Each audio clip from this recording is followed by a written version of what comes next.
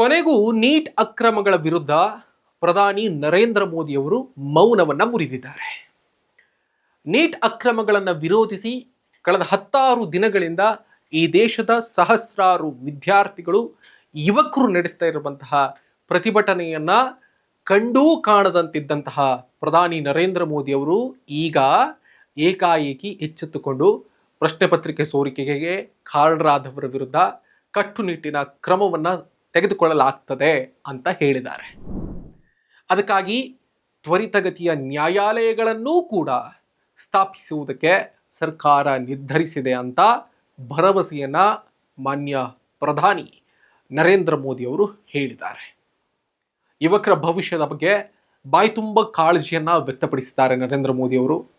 Selfie video ಮಾಡಿ ಅದಕ್ಕೂ ಕೂಡ ಟೆಲಿಪ್ರಾಂಪ್ಟರ್ ಅನ್ನ ಇಟ್ಕೊಂಡು ಪ್ರಧಾನಿ ಮೋದಿಯವರು ಮಾತನಾಡಿದ್ದಾರೆ.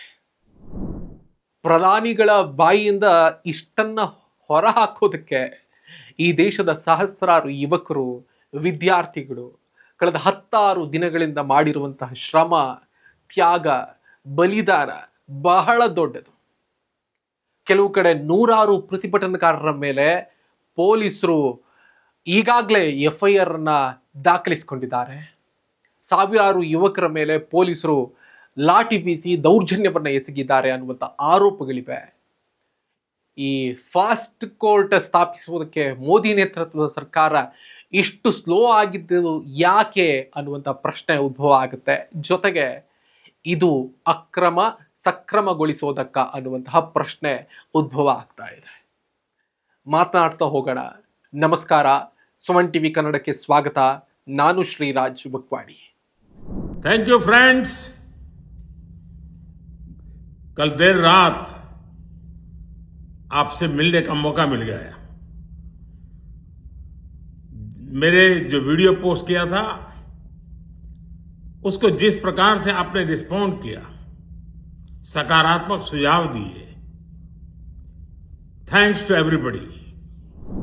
ಮೋದಿ ಅವರು ಮಾತನಾಡಿದ್ದು ಯುವಜನರ ಅಥವಾ ಯುವಕರ ವಿದ್ಯಾರ್ಥಿಗಳ ಹೋರಾಟಕ್ಕೆ ಸಿಕ್ಕ ತಾತ್ಕಾಲಿಕ ಜಯವೇ, ಸರ್ಕಾರದ ವಿಳಂಬ ನೀತಿಯ ತಂತ್ರವೇ? ಸುಮಾರು 1 ತಿಂಗಳಿಂದ ಈ ದೇಶದ ಬೀದಿ ಬೀದಿಗಳಲ್ಲಿ ಸಹಸ್ರಾರು ಯುವಕರು ತಮ್ಮ ಭವಿಷ್ಯಕ್ಕಾಗಿ ನಡೆಸ್ತಾ ಇರುವಂತಹ ಹೋರಾಟ ಕೊನೆಗೂ ಆಡಳಿತಾರೂಢ ಸರ್ಕಾರದ ಕಿವಿ ನೆಟ್ಟಗಾಗುವಂತೆ ಮಾಡಿದೆ ಅನ್ನೋದು ಒಂದು ಸ್ವಲ್ಪ ಸಮಾಧಾನದ ವಿಷಯ. ಲಕ್ಷಾಂತರ ಬಡ ಮಧ್ಯಮ ವರ್ಗದ ವಿದ್ಯಾರ್ಥಿಗಳ ಭವಿಷ್ಯವನ್ನ ಕತ್ತಲೆಯಲ್ಲಿಟ್ಟಂತಹ ನೀಟ್ ಪರೀಕ್ಷಾ ಅಕ್ರಮಗಳ ವಿರುದ್ಧ ದೇಶದಾದ್ಯಂತ ವಿದ್ಯಾರ್ಥಿಗಳು, ಯುವಕರು ಕ್ರಾಂತಿಕಾರಿ ಪ್ರತಿಭಟನೆಯನ್ನ ನಡೆಸಿದ ಬಳಿಕ ಪ್ರಧಾನಿ ನರೇಂದ್ರ ಮೋದಿಯವರು ಕೊನೆಗೂ ತಮ್ಮ ಮೌನವನ್ನ ಮುರಿದಿದ್ದಾರೆ. ಇದು ಸ್ವಲ್ಪ ಸಮಾಧಾನದ ವಿಷಯ. ಆದರೆ ಇಲ್ಲಿ ಏಳುವ ಪ್ರಮುಖ ಪ್ರಶ್ನೆ ಅಂತಂದ್ರೆ, ಈ ಜಾಗೃತಿ ನಿಜಕ್ಕೂ ವಿದ್ಯಾರ್ಥಿಗಳ ಮೇಲಿನ ಕಾಳಜಿಯೇ ಅಥವಾ ಬೆಳೀತಾ ಇರುವಂತಹ ಜನಾಕ್ರೋಶದಿಂದ ತಪ್ಪಿಸಿಕೊಳ್ಳುವಂತಹ ರಾಜಕೀಯ ತಂತ್ರವೇ ಅನ್ನುವಂತಹ ಪ್ರಶ್ನೆ ಉದ್ಭವಿಸುತ್ತೆ ಅನ್ನೋದರಲ್ಲಿ ಏನೂ ಅನುಮಾನ ಇಲ್ಲ. ನೀಟ್ನಂತಹ ಕೇಂದ್ರೀಕೃತ ಪರೀಕ್ಷಾ ವ್ಯವಸ್ಥೆಗಳು ಮತ್ತು ಶಿಕ್ಷಣದ ಖಾಸಗೀಕರಣವೇ ಇಂತಹ ದಂಗೆ ಮತ್ತು ಅಕ್ರಮಗಳಿಗೆ ಮೂಲ ಕಾರಣ.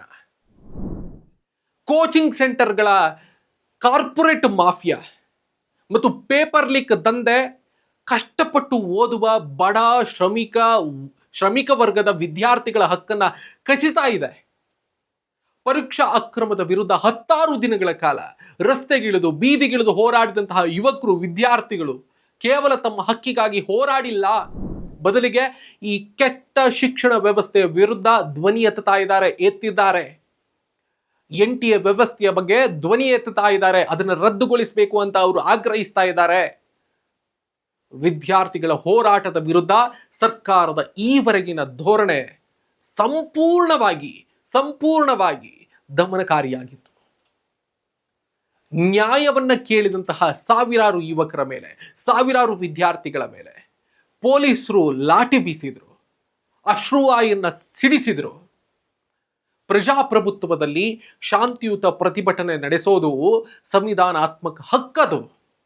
ಆದರೆ ಆಡಳಿತ ಯಂತ್ರ ಯುವಕರ ವಿದ್ಯಾರ್ಥಿಗಳ ಬಲಿದಾನ ಮತ್ತು ತ್ಯಾಗವನ್ನ ಹಸಿ ಹಸಿಯಾಗಿ ನಿರ್ಲಕ್ಷಿಸಿ ಲಾಠಿ ಮತ್ತು ಎಫ್ಐಆರ್ಗಳ ಮೂಲಕ ಪ್ರತಿಭಟನೆಯನ್ನ ಹತೋಟಿಯಲ್ಲಿಡುವುದಕ್ಕೆ ಯತ್ನಿಸಿದೆ.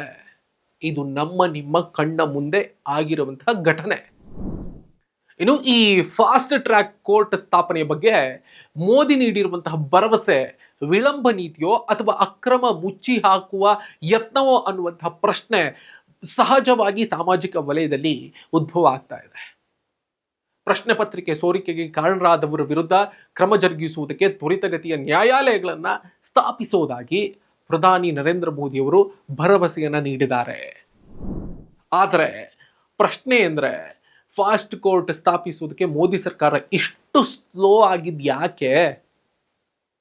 ಇಷ್ಟು ದಿನಗಳ ಕಾಲ ಮೌನವನ್ನು ವಹಿಸಿಕೊಂಡು ಅಕ್ರಮ ಎಸಗಿದಂತಹ ಕಾರ್ಪೊರೇಟ್ ಶಕ್ತಿಗಳಿಗೆ ಮತ್ತು ದಂಧೆಕೋರರಿಗೆ ಸಾಕ್ಷ್ಯಗಳನ್ನ ನಾಶಪಡಿಸುವುದಕ್ಕೆ ಅಥವಾ ಅಕ್ರಮವನ್ನ ಸಕ್ರಮಗೊಳಿಸುವುದಕ್ಕೆ ಕಾಲಾವಕಾಶ ನೀಡಲಿಕ್ಕಾಗಿಯಾ ಅಂತಹ ಒಂದು ಅನುಮಾನ ಬಲವಾಗ್ತಾ ಇದೆ. ಈಗ ಸರ್ಕಾರಕ್ಕೆ ನಿಜಕ್ಕೂ ವಿದ್ಯಾರ್ಥಿಗಳ ಹಿತಾಸಕ್ತಿಯ ಮೇಲೆ ಇಚ್ಛಾಶಕ್ತಿ ಇದ್ದಿದ್ರೆ ಮೊದಲ ದಿನವೇ ತನಿಖೆಗೆ ಆದೇಶಿಸಬಹುದಾಗಿತ್ತು.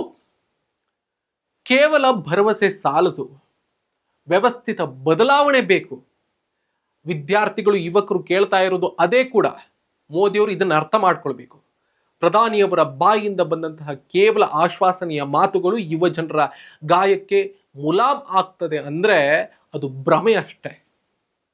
16 ದಿನಗಳ ಹೋರಾಟ, ರಕ್ತ ಹರಿಸಿದಂತಹ ಯುವಕರು, ವಿದ್ಯಾರ್ಥಿಗಳ ತ್ಯಾಗಕ್ಕೆ ಸಿಗಬೇಕಾದದ್ದು ಕೇವಲ ಫಾಸ್ಟ್ ಕೋರ್ಟ್ ಭರವಸೆ ಅಲ್ಲ, ಬದಲಿಗೆ ನೀಟ್ ಅಕ್ರಮದ ಸಮಗ್ರ ಮತ್ತು ಸ್ವತಂತ್ರ ತನಿಖೆ ಆಗಬೇಕು ಮತ್ತು ಅಕ್ರಮದ ಭಾಗಿಯಾದಂತಹ ಪ್ರಭಾವಿ ಕಾರ್ಪೊರೇಟ್ ಶಕ್ತಿಗಳ ಬಂಧನ, ಪ್ರತಿಭಟನಾ ನಿರತ ವಿದ್ಯಾರ್ಥಿಗಳ ಮೇಲಿನ ಎಲ್ಲಾ ಸುಳ್ಳು ಎಫ್ಐಆರ್ಗಳ ರದ್ದತಿ, ಇವಿಷ್ಟು ಮಾಡಿದ್ರೆ ನಿಜಕ್ಕೂ ಮೋದಿ ಗ್ರೇಟ್. ಇನ್ಸ್ಟಾಗ್ರಾಮ್ನಲ್ಲಿ ಟೆಲಿಪ್ರಾಂಪ್ಟರ್ ಇಟ್ಕೊಂಡು ನಾವೆಲ್ಲ ಸರಿ ಮಾಡ್ತೇವೆ ಅಂತಂದ್ರೆ ಏನೂ ಆಗಲ್ಲ ಅನ್ನೋದು ಇಲ್ಲಿ ಮುಖ್ಯ ಅಂಶ. ಮೋದಿಯವರು ಇದನ್ನ ಅರ್ಥ ಮಾಡ್ಕೊಳ್ಬೇಕು. ಕೇಂದ್ರ ಸರ್ಕಾರ ಇದನ್ನ ಅರ್ಥ ಮಾಡ್ಕೊಳ್ಬೇಕು.